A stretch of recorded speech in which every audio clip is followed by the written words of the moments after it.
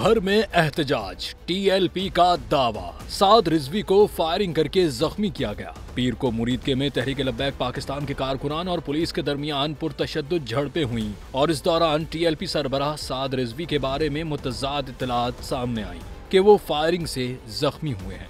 Police ने मुरीदके में झड़पों के बाद टीएलपी के रहनुमाओं और कारकुनों के खिलाफ दहशतगर्दी का मुकदमा दर्ज किया है, जिसमें मुतअद्दिद संगीन दफात शामिल हैं। पुलिस के मुताबिक मुजाहिरीन ने factory area sub inspector office के स्टेशन हाउस ऑफिसर को शहीद कर दिया और सरकारी और निजी गाड़ियों को आग लगा दी।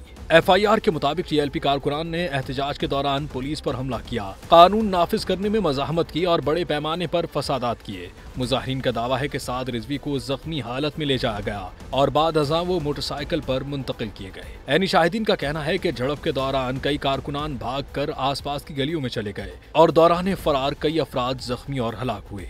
मुरीदके के करीब वाक़े टीएचक्यू अस्पताल के हुकाम ने बताया कि तकरीबन 150 अफराद गोली लगने की हालत में लाए गए, जिनमें से 19 की हालत तशवीशनाक बताई गई और उन्हें लाहौर मुंतकिल किया गया।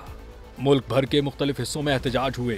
बड़े शहरों में रिहायशी सड़कें बंद की गईं, टायर जलाए गए और तालीमी इदारों को बंद कर दिया गया। पुलिस ने दावा किया कि मुजाहिरीन ने सड़क पर तकरीबन 40 गाड़ियों को आग लगाई। कराची में भी एहतजाज हुआ, जहां कारकुनान ने मिलकर रास्ते ब्लॉक करके ट्रैफिक मुअत्तल कर दी।